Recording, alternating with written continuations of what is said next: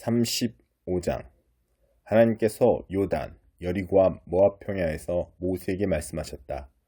이스라엘 백성에게 명령하여 그들이 받는 유산 가운데서 레위인이 거주할 성읍을 내어주게 하여라. 그 성읍 주위에는 반드시 풍부한 목초지가 있어야 한다.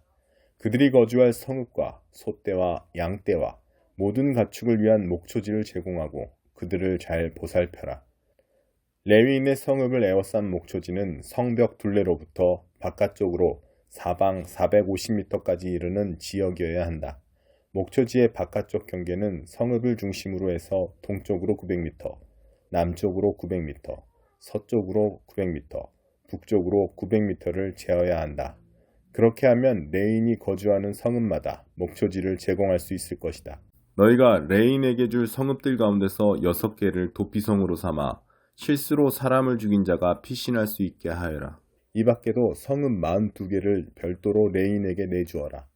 너희는 레인에게 모두 성읍 48개와 거기에 딸린 목초지를 내어주어야 한다. 이스라엘 백성의 공동 소유 가운데서 레인에게 성읍을 내어줄 때는 지파의 크기에 따라 떼어주어야 한다. 수가 많은 지파는 성읍을 많이 내어주고 수가 적은 지파는 적게 내어주면 된다. 하나님께서 모세에게 말씀하셨다. 이스라엘 백성에게 전하여라. 그들에게 이렇게 일러주어라. 너희가 요단강을 건너 가나안 땅으로 들어가거든 성읍 몇 개를 도피성으로 지정하여 실수로 사람을 죽게 한 자가 피신할 수 있게 하여라. 그 성읍들을 복수하는 자를 피할 도피성으로 삼아 사람을 죽게 한 자가 법정에 출두하기 전에 공동체 앞에서 살해되는 일이 없게 하여라. 성읍 6개를 도피성으로 마련하여라.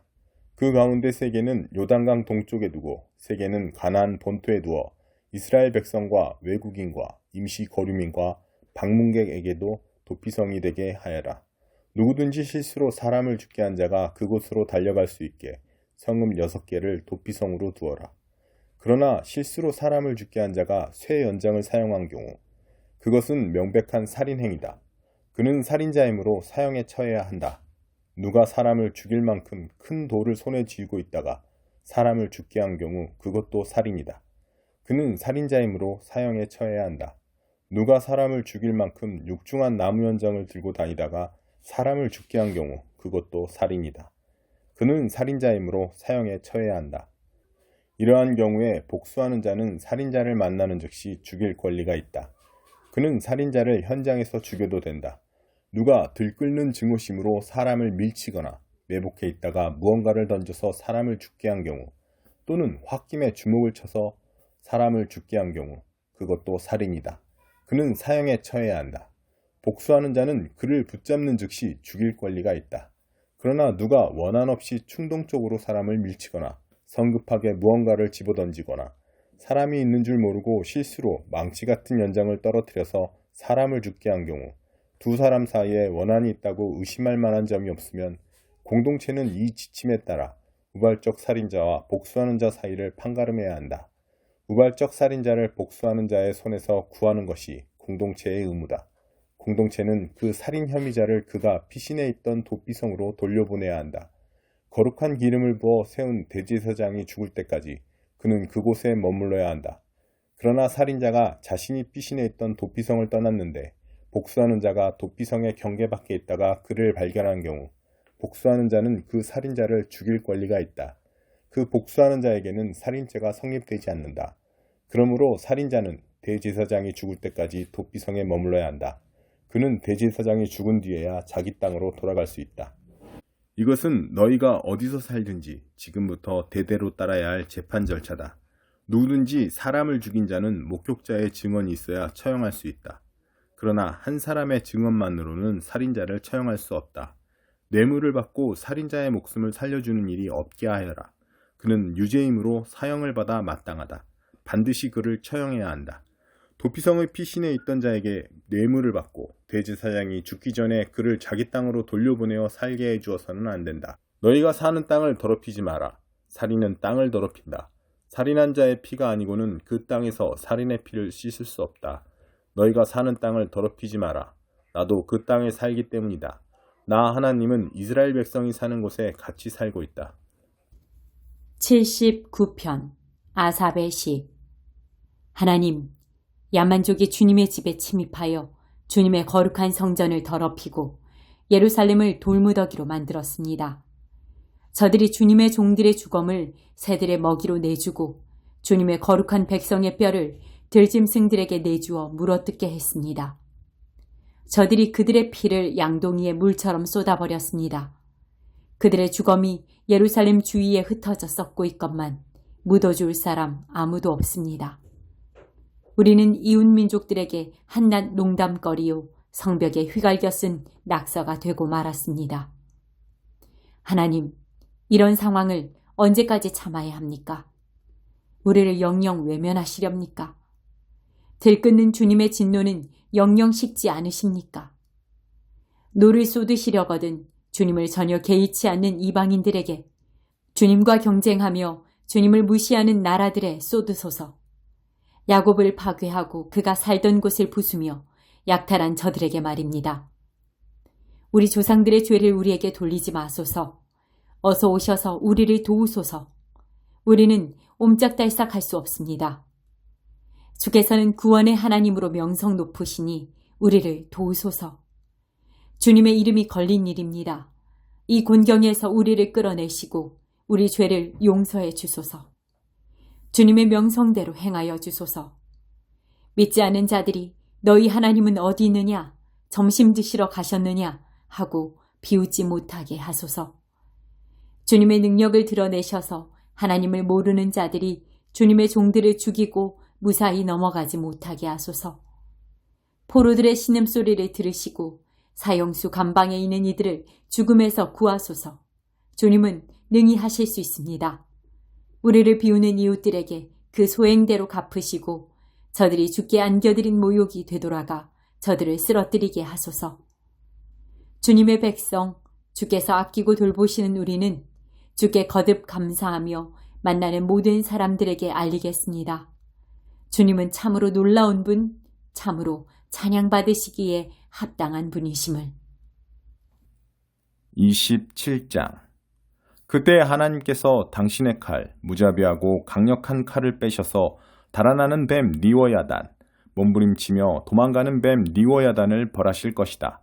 그분께서 바다에 사는 그 앤용을 죽이실 것이다. 그때 한 아름다운 포도원이 나타나리라. 노래가 절로 나올 만큼 아름다운 포도원. 나 하나님이 그 포도원을 가꾸고 물을 대어 누구도 해를 끼치지 못하도록 늘 보살펴준다. 나는 노를 바라지 않는다. 다만 마음 써줄 뿐. 엉겅퀴와 가시덤불이 돋아난다고 해도 내가 그것들을 뽑아 불에 태울 것이다. 그 포도나무가 안전하고자 하거든 내게 꼭 붙어있게 하여라. 나와 더불어 건강히 잘 살고자 하거든 나를 찾게 하여라. 온전한 삶을 살고자 하거든 내게 꼭 붙어있게 하여라. 야곱이 뿌리를 내리게 될 날, 이스라엘이 꽃을 피우고 새 가지를 내며 그 열매로 온 세상을 가득 채울 날이 오고 있다. 야곱을 친 자들을 때려 눕히신 것처럼 하나님께서 야곱을 바닥에 때려 눕히신 적이 있느냐? 아니, 없다. 야곱을 죽인 자들이 죽임당한 것처럼 야곱이 죽임을 당한 적이 있느냐? 아니, 없다. 그분은 이스라엘에게 가혹하셨다. 유랑은 혹독한 형벌이었다. 그분께서 맹렬한 돌풍으로 그들을 멀리 불어날리셨다. 그러나 기쁜 소식이 있으니 이러한 일들을 통해 야곱의 죄가 사라졌다. 야곱의 죄가 제거되었다는 증거가 이렇게 나타날 것이다. 그분께서 이방 제단들을 허무실 것이다. 돌 하나도 돌 위에 남기지 않고 다 허물어뜨리시고 그 돌을 으깨어 가루가 되게 하실 것이다. 음란한 종교 산당들도 모조리 없애실 것이다. 대단하던 위용, 이제 흔적도 없다. 이제 그곳에는 아무도 살지 않는다. 사람이 살 수 있는 곳이 못 된다. 짐승들이나 이리저리 다니며 풀을 뜯고 누워 잘 뿐이다. 그곳은 뗄까 먹기에는 나쁘지 않은 곳이다. 마른 장가지와 죽은 가지들이 지천에 널렸다. 하나님에 대해 무지한 자들이 남기는 흔적이란 이런 것이다. 그렇다. 이스라엘을 만드신 하나님께서 그들과 절교하실 것이다. 그들을 지으신 분께서 그들에게 등을 돌리실 것이다. 그때 하나님께서 유프라테스 강에서부터 이집트 시내에 이르기까지 타작일을 하시리라. 너희 이스라엘 백성은 알곡처럼 하날 하날 걷어질 것이다. 바로 그때 거대한 나팔 소리가 울려 퍼질 것이다. 아시리아의 유랑민을 고향으로 부르는 소리, 이집트의 난민들을 고향으로 맞아들이는 소리다. 그들이 와서 거룩한 산 예루살렘에서 하나님을 경배할 것이다. 5장. 예수께서 메시아이심을 믿는 사람은 누구나 하나님에게서 난 사람입니다. 낳으신 분을 사랑한다면 우리는 분명 그분에게서 난 자녀까지도 사랑할 것입니다. 하나님을 사랑합니까? 그분의 계명을 지킵니까? 이것이 우리가 하나님의 자녀를 사랑하는지, 사랑하지 않는지를 구별해주는 참된 기준입니다. 우리가 하나님을 사랑하는 증거는 우리가 그분의 계명을 지킬 때 나타납니다. 그분의 계명은 결코 힘든 것이 아닙니다. 세상을 무릎 꿇게 하는 힘. 하나님에게서 난 사람은 누구나 세상의 방식을 이깁니다.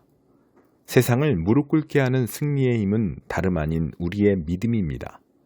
예수께서 하나님의 아들이심을 믿는 사람, 그가 곧 세상의 방식을 이기는 사람입니다. 예수, 하나님의 그리스도, 그분께서는 생명을 주는 탄생을 경험하시고 죽음을 이기는 죽음도 경험하셨습니다. 그분께서는 자궁을 통한 탄생뿐 아니라 세례를 통한 탄생도 경험하셨습니다. 그분께서는 그 세례를 통해 자기의 사역을 시작하시고 희생적인 죽음을 맞이하셨습니다. 성령은 언제나 진리를 증언해 주십니다. 예수께서 세례를 받으시고 십자가에 달리실 때 하나님이 함께 계셨음을 증언하시는 성령께서 그 모든 사건을 우리 눈앞에 생생하게 제시해 주십니다. 증언은 삼중으로 이루어집니다. 성령과 세례와 십자가의 달리심이 그것입니다. 이 세 증언은 완전하게 일치합니다. 우리가 사람의 증언도 그대로 받아들이는데 하물며 하나님께서 마치 이 자리에 계신 것처럼 자기 아들에 관해 증언하실 때에는 더욱 확실하지 않겠습니까? 하나님의 아들을 믿는 사람은 누구나 하나님의 증언을 자기 속에 확인한 사람입니다. 믿지 않는 사람은 하나님을 거짓말쟁이로 만드는 자입니다. 하나님께서 자기 아들을 두고 친히 하신 증언을 믿지 않기 때문입니다. 증언의 핵심은 하나님께서 우리에게 영원한 생명을 주셨고 그 생명이 아들 안에 있다는 것입니다. 그러므로 그 아들을 모신 사람은 생명을 가졌고 그 아들을 부인하는 사람은 생명을 부인하는 자입니다. 허상이 아닌 실체. 내가 이 편지를 쓰는 목적은 이것입니다. 하나님의 아들을 믿는 여러분이 의심의 그림자를 헤치고 나와 영원한 생명, 허상이 아닌 실체를 소유하고 있음을 알게 하려는 것입니다. 우리는 하나님 앞에서 담대하고 자유롭게 되었습니다. 그분의 뜻에 따라 마음껏 구하고 또 그분께서 들어주심을 확신하게 되었습니다. 하나님께서 들어주신다고 확신하고 구하면 우리가 구한 것은 우리 것이나 다름없음을 우리는 압니다. 예컨대 영원한 죽음으로 이끄는 죽을 죄를 짓는 자들을 두고 하는 말은 아니지만 어떤 그리스도인이 죄 짓는 것을 보거든 하나님께 도움을 구하십시오. 그러면 하나님께서 기꺼이 도우시고 죽을 죄를 짓지 않은 그 죄인에게 생명을 베푸실 것입니다. 죽을 죄라고 할 수 있는 죄가 있는데 나는 그것을 두고 강구하라는 말이 아닙니다. 우리가 잘못 행하는 것은 다 죄입니다. 그러나 죄라고 해서 다 죽을 죄는 아닙니다. 우리가 알기로 하나님에게서 난 사람은 아무도 죄, 곧 죽을 죄를 짓지 않습니다. 하나님에게서 난 사람은 하나님의 보호를 받습니다. 마귀도 그를 건드리지 못합니다. 우리는 하나님께서 우리를 굳게 붙잡아 주신다는 것을 압니다. 오직 세상 사람들만 마귀의 손에 붙잡혀 있습니다. 우리가 알다시피 하나님의 아들이 오셔서 우리로 하여금 하나님의 진리를 깨닫게 해주셨습니다. 실로 멋진 선물이 아닐 수 없습니다. 우리는 진리 자체이신 하나님의 아들 예수 그리스도 안에 살고 있습니다. 이 예수야말로 참 하나님이시며 참 생명이십니다. 사랑하는 자녀 여러분, 모든 가짜는 영리하기 그지없으니 그들을 조심하십시오. 아멘.